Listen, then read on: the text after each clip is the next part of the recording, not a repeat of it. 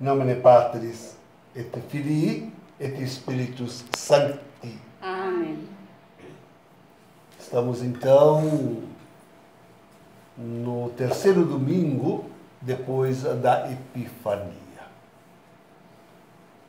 Decide aí este evangelho.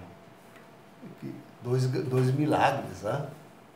Dois milagres. Aquele do leproso, da cura do leproso, e o do servo do centurião. Mas aprendamos hoje a importância de tomar uma lição só, correlacionando os dois milagres. Mas não desprezemos, não devemos desprezar nada. Certo que não poderemos discorrer sobre tudo, mas as primeiras notícias não devem ser desprezadas. Primeira notícia, Jesus desce do monte. Vejam, queridos, isso é importantíssimo. Jesus estava lá no monte ensinando a doutrina celeste. E por estarmos celebrando esse tempo depois da Epifania, a gente devia lembrar de outra descida, aquela de Jesus do céu. Isto é, o Verbo, o Logos divino, a segunda pessoa da Santíssima Trindade, descendo do céu e se encarnando no seio da bem-aventurada sempre Virgem Maria, que hoje nos visita. Então, vejam, essa descida do monte. Uma outra notícia diz que uma multidão do povo o seguiu.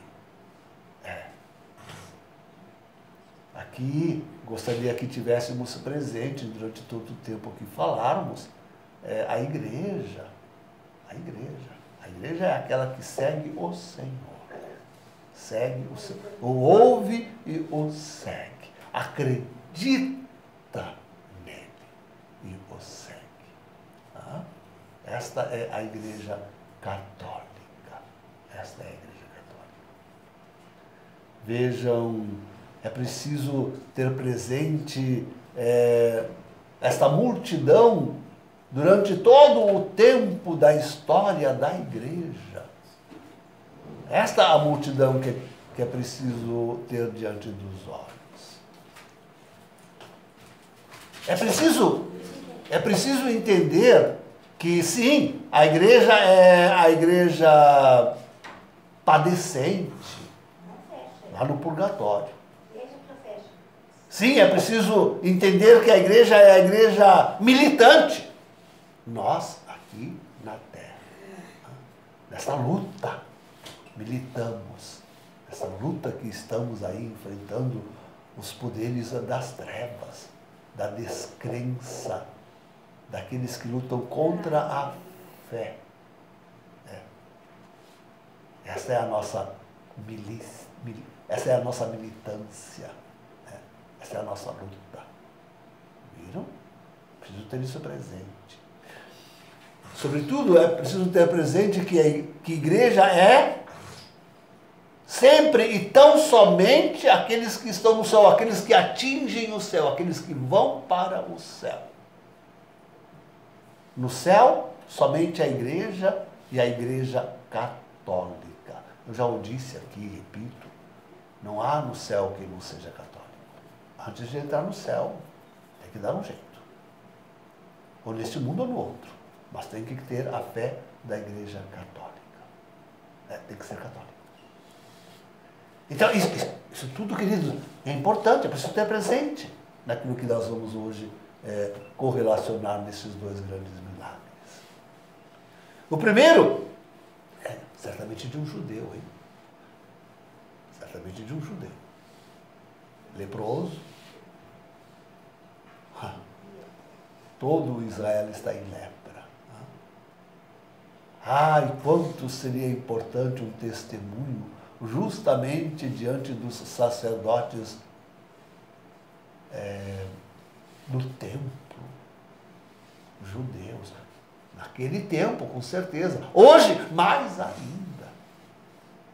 Quanto seria importante um testemunho da verdadeira fé diante destes homens. Quanto seria importante chamá-los. Este é o grande serviço da igreja junto aos judeus. Chamá-los à igreja, chamá-los à verdadeira fé. Este é o grande. Igreja, não abandones, não deixes, nunca, jamais, este teu serviço, esse teu ministério. É importantíssimo chamá-los à conversão e à fé. Vai, tu também, e dize os milagres e as maravilhas que o Senhor Jesus tem, através dos séculos, operado em ti, Igreja Santa. Vai e dá testemunho de Jesus. Também diante de Israel, também diante dos judeus. Mas vejam, esse judeu diz que se aproxima e adora o Senhor. Se aproxima, o leproso se aproxima e adora Jesus. Como? O que é adorar? O que é adorar? Prostrar-se, talvez? Levantar a cabeça e olhar? Veja, queridos, é lindo, maravilhoso compreender isso. O conteúdo da adoração do leproso. Aliás, já o dissemos, está aí tudo aquilo que dissemos até agora. Está aí o conteúdo. Veja, o leproso se aproxima do Senhor e o adora dizendo, viram? Adorar, não prostrando, mas dizendo, confessando, Senhor, se queres, podes curar-me. Se tu quiseres, podes curar-me. Está na vontade do Senhor. Vejam, queridos, o judeu este pede um milagre. Está leproso. Suas carnes estão corroídas pela lepra. E pede a cura. Pede a cura. E se trata da cura física. Mas podemos pensar também na cura espiritual, moral. A cura. Jesus, se queres. Mas milagre, queridos, só Deus pode operar. Só Deus pode criar o céu e a terra. O homem não cria nada, absolutamente nada. O homem é incapaz de criar. Ele pode mexer no criado e combinar isso com aquilo. Mas ex nihilo, este é o conceito de criação. Ex nihilo, do nada, só Deus tira o que Ele quiser. O que Ele quiser. Está à vontade de Deus. Se queres, o que Deus quer, Ele cria. O grande milagre da criação, o grande milagre da redenção, o grandíssimo milagre, que é o que nós esperamos, da consumação de tudo isso no Espírito Santo, da glória celeste. É o grande, maior milagre, é o da glória celeste. Que vai invadir todas as coisas, toda a criação. Vejam, quando o leproso diz a Jesus, se queres, ele está dizendo que Jesus tem este querer divino, este querer de poder divino, este querer que só Deus tem, que é querer e poder. Se queres, podes. Um querer com poder, um querer que pode. Se queres, se quiseres, podes curar. Quer dizer, o que o leproso está confessando é a fé. Que Jesus é Deus. Que Jesus é Deus. Se queres, podes curar. Isso é importantíssimo. Eu fico lembrando, não posso deixar de falar logo, fico me lembrando de Casper, dizendo que não há uma página na Bíblia que diga que Jesus é divino. Mas como assim? Eu não consigo ler uma passagem que não afirme, reafirme, não confirme. Por falar em confirmar, é o que Jesus faz. Jesus confirma. Jesus aceita a fé desse homem e a confirma. Vejam, queridos, que interessante. Jesus também não se ajoelha, não levanta os olhos para o céu, porque ele é o céu. Não levanta os olhos para o alto, não faz uma prece, uma oração, não diz palavras. Ele diz, quero. Quero. E o homem fica curado. Tá? O querer de Jesus opera, faz, cura, liberta, salva, glorifica. Tá? Glorifica. Quero, diz o Senhor. E aquele leproso é curado. É curado. É? Jesus está confirmando a fé divina do leproso. A fé de que ele é Deus. A fé de que Jesus é Deus. É isso, é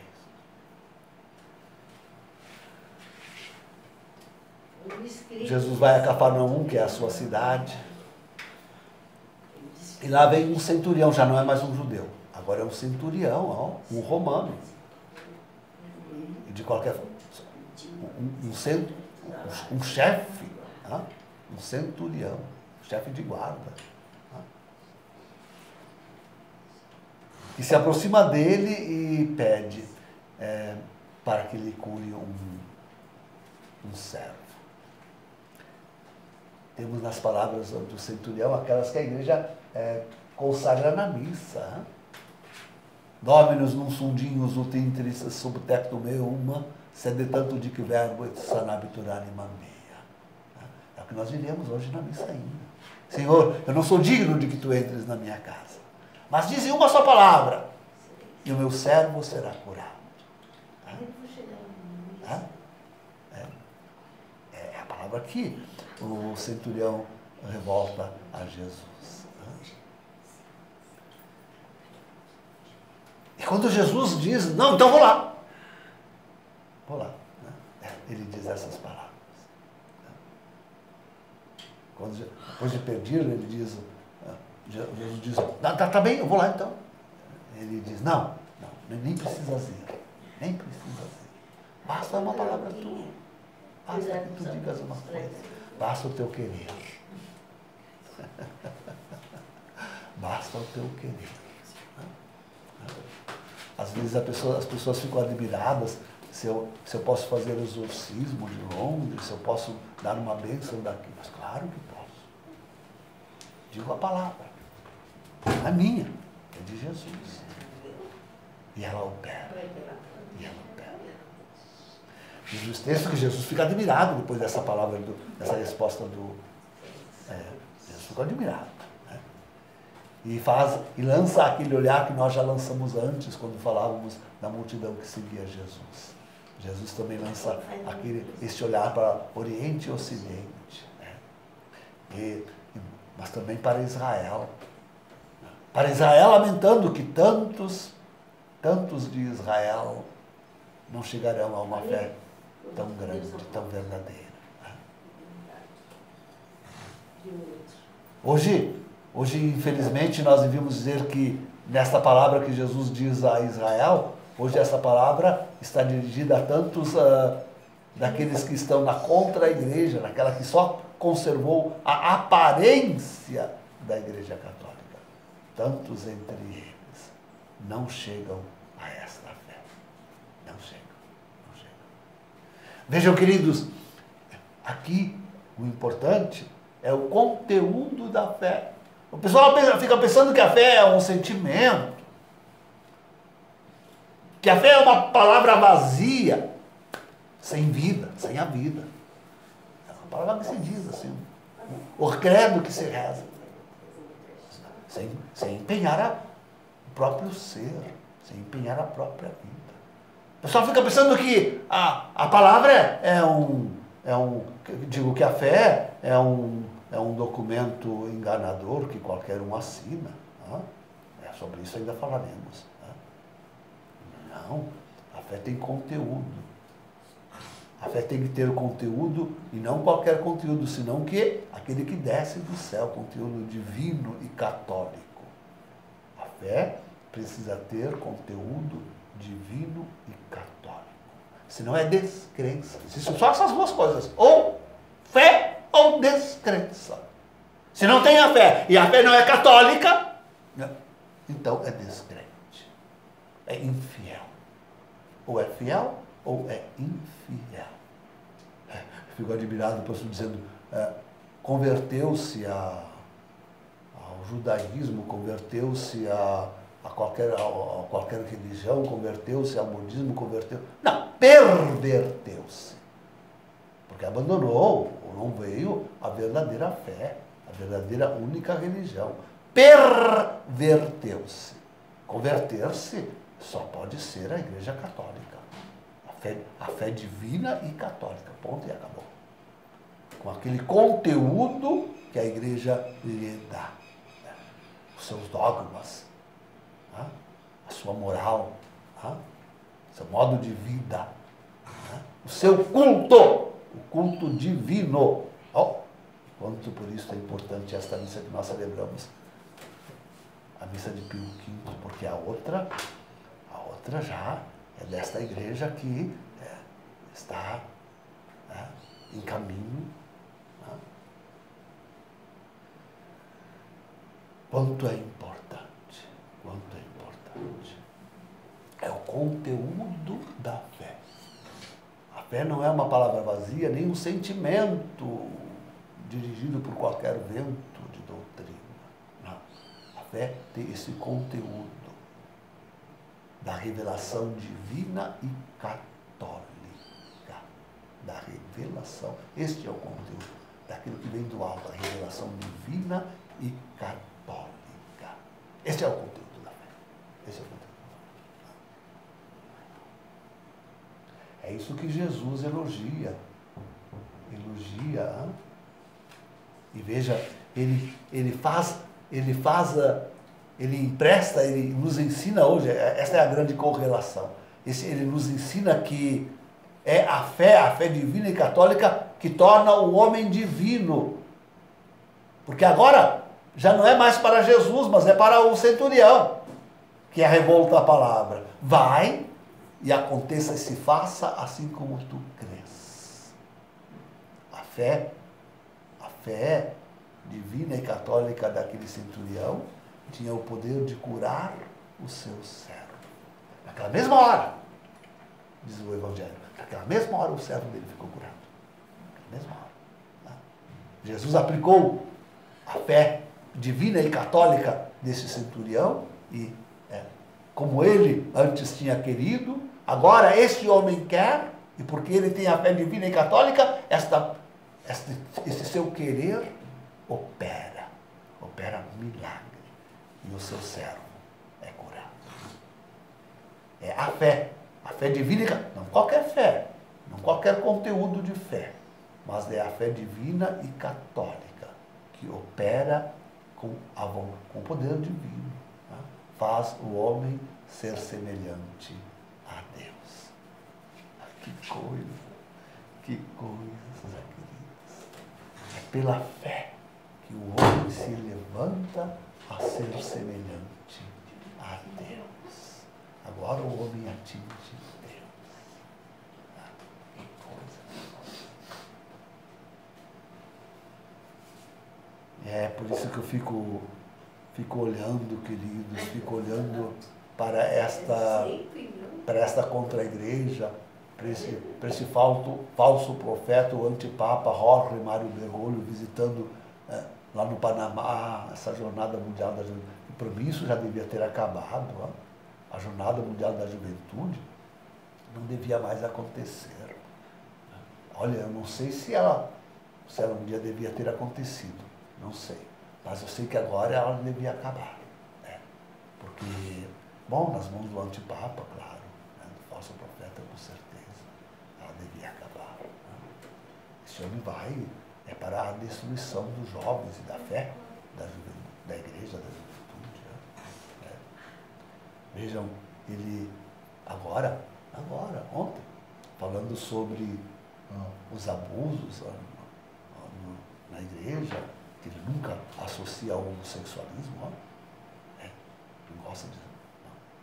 Mas falando contra os abusos na igreja, para padres e bispos, ele disse que a igreja, olha, essa é a frase dele, a igreja está ferida por seu pecado. A igreja é pecadora. A igreja está ferida por seu. É o que esse homem sente em relação. É o que esse homem sente em relação a ele. Ele odeia a santa igreja católica. Para ele a igreja não é santa. Não é santa. É só pecadora. Verdadeiramente pecadora. Não tem essa visão, esse conteúdo de que falávamos no início do que dizemos, levamos dito hoje. Não tem de jeito nenhum. Ele não entende o que é igreja santa. Ele não entende o que é igreja santa. Ele não perde a ocasião de destruir a igreja. Não perde. É o que ele está fazendo lá. Não está fazendo outra coisa. Não tem feito outra coisa. Esse homem, quando abre a boca, sai demônios. Esse homem, quando abre a boca, expele demônios. Diz a Sagrada Escritura, são 3 sapos. 3 sapos que saem. 3 sapos. Não é este o religioso para acabar com uma religião. Para acabar com uma religião.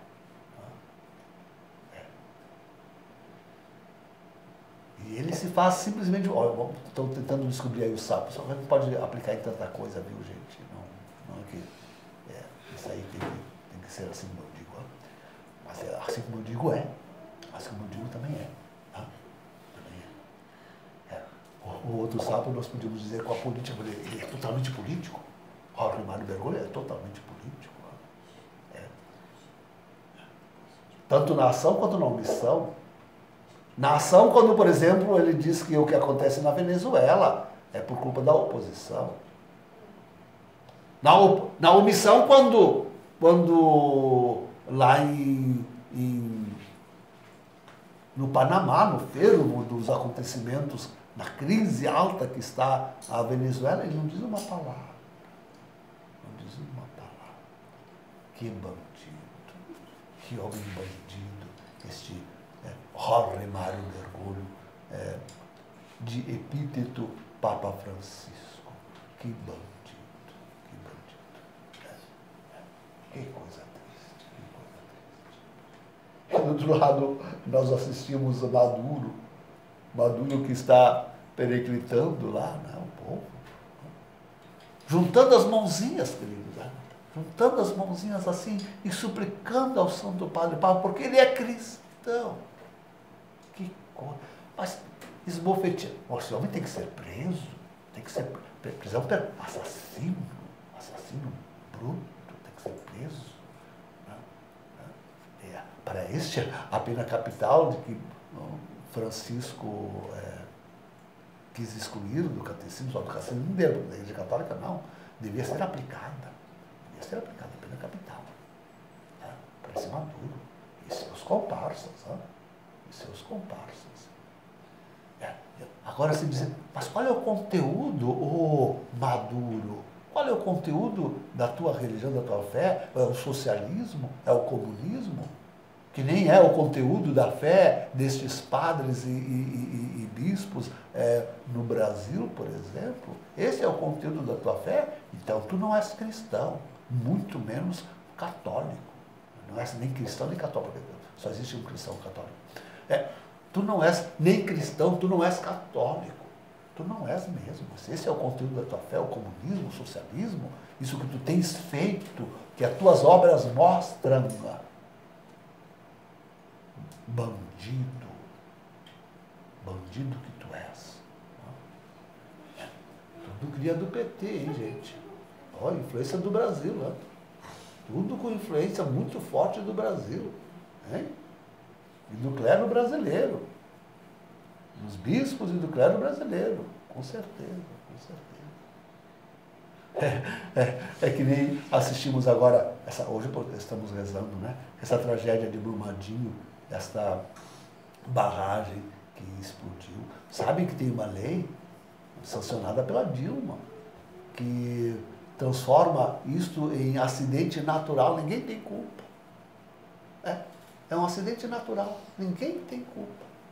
Nem o governo que não fiscalizou, nem a ganância de Soros, né? Porque a Vale foi vendida para Soros, das grandes famílias da nova ordem mundial.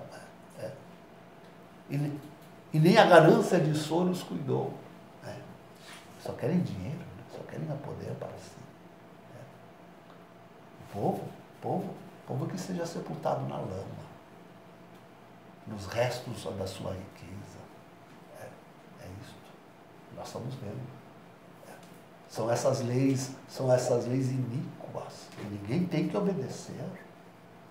E nós estamos cheios delas. Esses dias ainda dizia, o que adianta botar na Constituição, no preâmbulo de uma Constituição, o nome de Deus, aqui no Brasil, na União Europeia, se as leis que se lhe seguem são todas iníquas. São leis da ONU, que é o escritório de Lúcifer, da nova ordem mundial. Né? Leis iníquas. São leis iníquas. São todas leis iníquas. O conteúdo, a realidade dessas leis não expressam, não se coadunam com o preâmbulo que é divino. Né? De jeito, não desce do alto, não vem do céu. Não vem do céu. Isso sobe do inferno, de Lúcifer, do demônio, de Satanás. É de lá que vem estes homens e estas leis. É de lá que vem, é de lá que vem. Que coisa mais triste, que coisa mais triste. Tudo a denotar, queridos, que nós estamos verdadeiramente no fim dos tempos. Se para os homens, para a grande história da igreja servia a palavra da epístola da missa de hoje, São Paulo aos Romanos, muito mais serve para nós, que realmente estamos no fim do mundo, no fim dos tempos. Às vezes a gente olhando a altura, a grandeza, a profundidade que chegou a iniquidade humana, mas somos tão poucos e tão miseráveis, tão desprovidos. Senão daria vontade de pegar nas nossas próprias mãos a justiça e fazê-la. Mas para nós é que serve realmente não ficar querendo ser grandes, diz o início da epístola. Deixar para o dia da ira, virá o castigo. Virá o castigo da parte de Deus. Vencer o mal com o bem e deixar que o castigo venha da parte de Deus. E virá a galope, já se aproxima.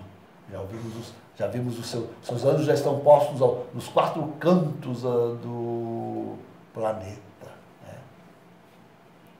Já se ouve o som do sofar das trombetas. Né? Já se ouve. Toda parte, todo mundo. Tá? Logo virá o castigo. Não há outro remédio.